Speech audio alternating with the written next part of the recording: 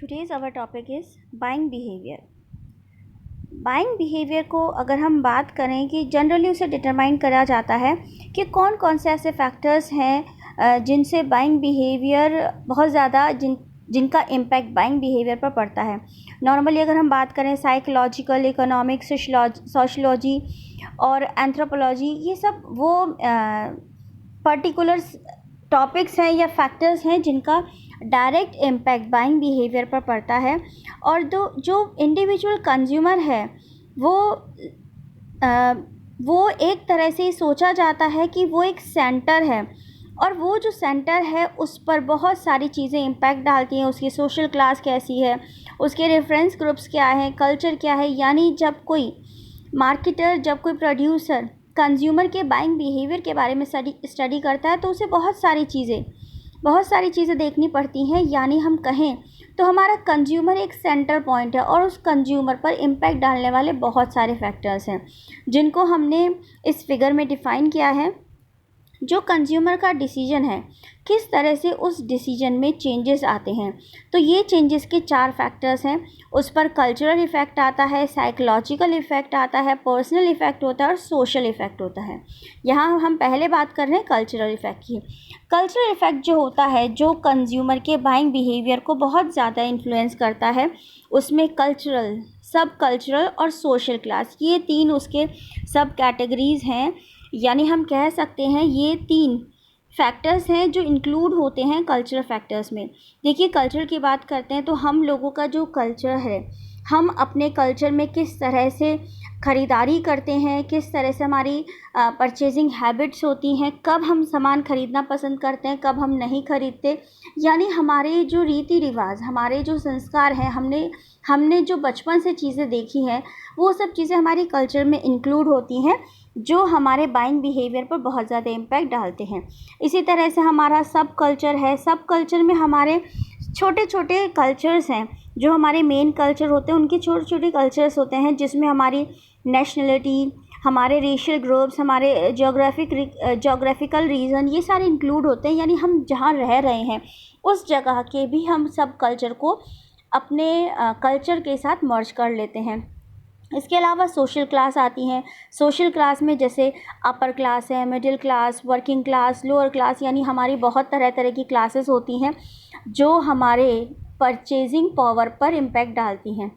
अगर हम बात करें अपर क्लास की, तो अगर हम एक अपर क्लास को बिलोंग करते हैं, यानी हमारी इनकम अच्छी है, तो हम सोचेंगे कि हमें गुड टेस्ट चाहिए, हमें ग्रेसफुल लिविंग चाहिए, हमें गुड थिंग्स इन लाइफ चाहिए, इंडिविजुअल एक्सप्रेशन चाहिए, इंटरेस्ट चाहिए। मतलब हम हर चीज़ अपने पसंद की करना पसंद करेंगे। मिडिल क्लास में क्या होता है, मिडिल क्लास में हम थोड़ा रेस्पेक्टेबिलिटी देखते हैं, कंफर्टी देखते हैं, प्रॉपर्टी, सोशल एस्टीम, यानी हम ये चीज़ देखते हैं कि जो चीज़ हमारे ड्यूरेबल, हमारे डिसीजन पर उनका इम्पैक्ट ज़्यादा पड़ता है।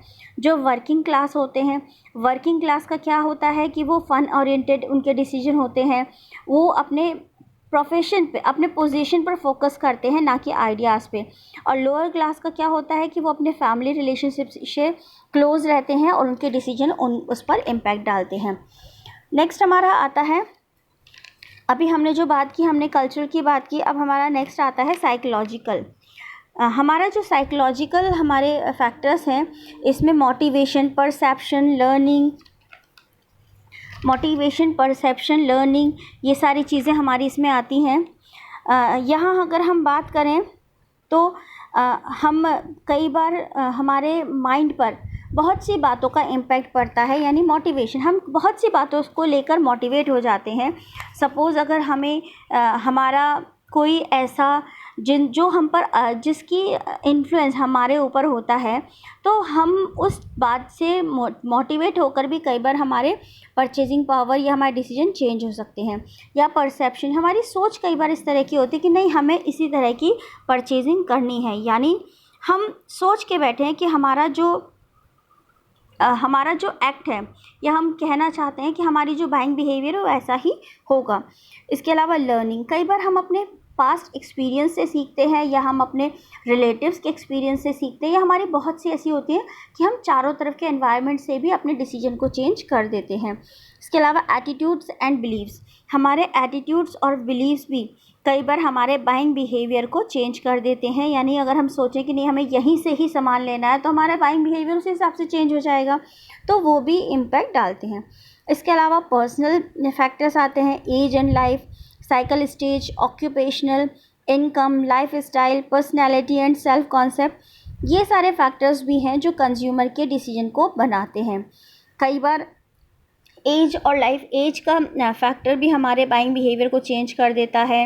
इसी तरह से हम क्या ऑक्यूपेशन है हमारा, हमारी इनकम किस तरह की, अच्छी इनकम है तो हम हो सकता है बाइंग बिहेवियर में थोड़ा सा कॉम्प्रोमाइज़ करके चलें, या हम उस चीज़ को थोड़ा सा इंक्रीज कर दें। तो ये सब चीज़ें हमारे पर्सनल इम्पैक्ट आते हैं। सोशल फैक्टर्स होते हैं, reference groups, family, opinion leaders, roles and status.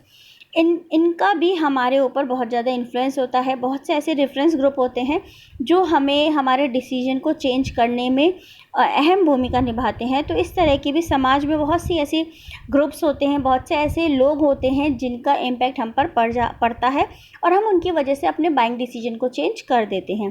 तो ये सारे वो फैक्टर्स हैं जो किसी कस्टमर को जिनके लिए कस्टमर एक सेंटर पॉइंट है और कस्टमर से जुड़े हुए सारे के सारे फैक्टर्स हैं।